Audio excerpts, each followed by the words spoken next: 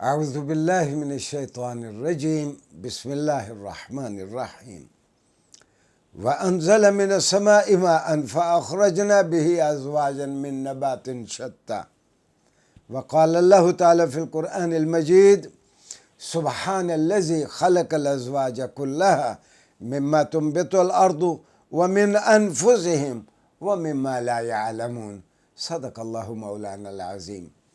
ناظرین گرامی، چند منٹ قرآن کریم کے ساتھ ہمارے ان مختصر لیکچرز میں آج ہمارا موضوع ہے قرآن کریم اور نباتات میں تولیدی نظام، کہ یہ نباتات میں آگے بڑھنے کا عمل کس طرح ہے۔ انگریزی میں ہم اس کو کہہ سکتے ہیں کہ holy Quran and reproduction in plants, reproduction in plants. میں نے 2 آیات یا ان کے حصے آپ کی خدمت میں پیش کرنے کا شرف حاصل کیا۔ پہلی تو تھی پہلی آیت سورہ طٰہٰ سے، اللہ نے کہا کہ ہم نے آسمان سے پانی کو اتارا اور پھر اس پانی کے سبب ہم نے نباتات میں جوڑے جوڑے پیدا کیے، نباتات میں ہم نے جوڑے جوڑے پیدا کیے۔ اور دوسری آیت سورہ یاسین سے میں نے آپ کی خدمت میں پیش کی کہ پاک ہے وہ ذات جس نے ہر وہ چیز جو زمین سے اگتی ہے اس میں اس نے جوڑے جوڑے بنائے، اور لوگوں تم میں بھی ہم نے جوڑے جوڑے بنائے، تم میں بھی ہم نے نر اور مادہ پیدا کیے۔ وَمِمَّا لَا يَعْلَمُونَ، اور ایسی 20 چیزیں جن کا تمہیں علم تک نہیں ہے اس میں بھی ہم نے جوڑے جوڑے بنائے۔ ناظرین گرامی، قرآن کریم نے فیصلہ دے دیا کہ اللہ فرماتا ہے کہ ہم جو چیزیں پیدا کرتے ہیں ان کو جوڑا جوڑا بناتے ہیں، اور 16-17 مرتبہ میں سمجھتا ہوں قرآن کریم میں ان آیات کو بار بار بیان کیا گیا ہے۔ پودوں میں پھر عرض کر دوں کہ 2 طرح پودوں کی بڑھوتری ہوتی ہے، پودوں کی افزائش ہوتی ہے، ایک جنسی عمل کے ذریعے، دوسرا غیر جنسی عمل کے ذریعے۔ میں غیر جنسی عمل کو میں پہلے بیان کرتا ہوں کہ مثال کے طور پر ہم کسی ایک پودے کی چھوٹی سی کاش یا ٹکڑا لے کے ہم اس کا پیوند کسی پہلے سے بوئے ہوئے بڑے پودے میں لگا دیتے ہیں، تو پیوند کاری کے ذریعے یعنی گرافٹنگ کے ذریعے بھی پودوں کی افزائش ہوتی ہے۔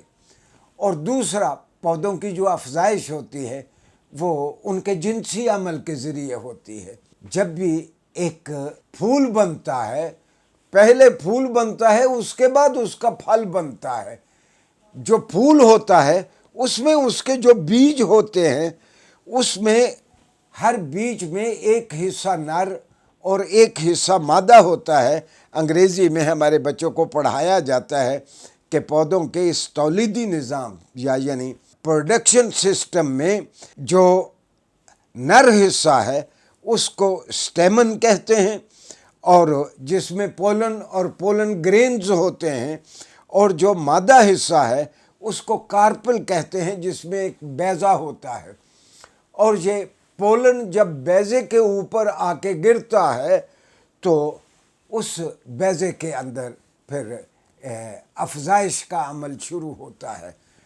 ناظرین گرامی، آپ حیران ہوں گے کہ صدیوں سے انسانوں کو کسی حد تک اس بات کا پتہ تھا کہ یہ پولینیشن کے ذریعے پودے آگے بڑھتے ہیں۔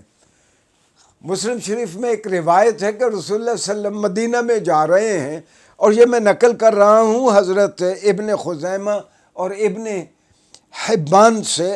حضرت انس ابن مالک رضی اللہ عنہ روایت کرتے ہیں کہ رسول اللہ صلی اللہ علیہ وسلم مدینہ منورہ میں چلے جا رہے ہیں۔ آپ نے کچھ مدینہ کے لوگوں کو دیکھا کہ وہ پولن کو سپرے کر رہے ہیں مادہ کھجوروں کے اوپر، نر کھجوروں کے پولن کو وہ مادہ کھجوروں کے اوپر سپرے کر رہے ہیں۔ تو رسول اللہ صلی اللہ علیہ وسلم بہت ہی باحیا تھے، بلکہ یہ حدیث میں ہے، آپ صلی اللہ علیہ وسلم خود فرماتے ہیں الحیاء من الایمان، یہ حیا ایمان کا حصہ ہے۔ بلکہ حدیث کی کتابوں میں جا بجا یہ حدیث ہے کہ کان اشد حیاء من العذراء فی خدرها، کہ ایک کنواری بچی جو اپنے گھونگھٹ میں بیٹھی ہو، رسول اللہ صلی اللہ علیہ وسلم اس سے بھی زیادہ باحیا تھے۔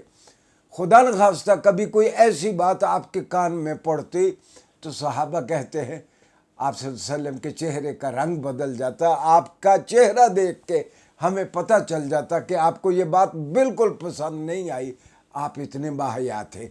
تو رسول اللہ صلی اللہ علیہ وسلم نے پولن کو سپرے ہوتا دیکھا مادہ پہ، تو اپنے حیا کے سبب رسول اللہ صلی اللہ علیہ وسلم نے کہہ دیا کتنا ہی اچھا ہوتا اگر تم یہ سپرے نہ کیا کرو۔ صحابہ نے اس سال کھجوروں پہ سپرے نہیں کیا کہ رسول اللہ صلی اللہ علیہ وسلم کو اچھا نہیں لگا۔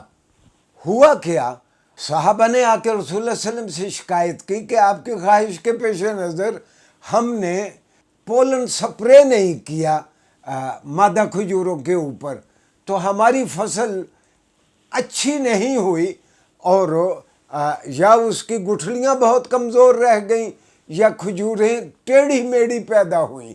تو رسول اللہ صلی اللہ علیہ وسلم نے صحابہ کو اجازت دے دی کہ تم اسی طرح کرو جس طرح تم کیا کرتے ہو، بلکہ حدیث کی کتابوں نے اس کو یوں بھی بیان کیا کہ رسول اللہ صلی اللہ علیہ وسلم نے فرمایا کہ انتم اعلم بامر دنیاکم، تم اپنے ان معاملات کو خوب جانتے ہو، وہی کرو جو تم کرتے آئے ہو۔ تو ناظرین گرامی، یہ پولینیشن کے ذریعے اللہ نے فرمایا کہ ہم نباتات کو آگے بڑھاتے ہیں۔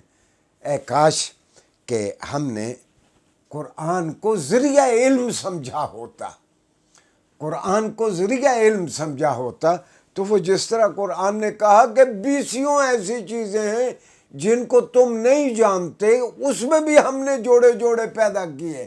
ہاں، میں آخری بات یہ عرض کر دوں، جاندار چیزوں میں بھی لفظ جوڑے کا، زوج کا اطلاق ہوتا ہے، اور بے جان چیزوں میں بھی۔ مثال کے طور پر آپ کے جوتے کے 2 پاؤں ہیں، جو ایک پیر ہے وہ دوسرے کا زوج اور دوسرا پیر پہلے کا زوج ہے۔ گویا زوج کا معنی ون آف دا ٹو، دونوں میں سے ایک جس کے ذریعے جوڑا مکمل ہو۔ تو پودوں میں بھی نر اور مادہ ہیں، ان دونوں کے ملنے سے افزائش کا عمل شروع ہوتا ہے۔ کاش کہ قرآن کریم کو ہم ذریعہ علم کے طور پر لیا ہوتا تو بہت ساری سائنسز میں آج ہم بہت آگے ہوتے۔ شکریہ جی۔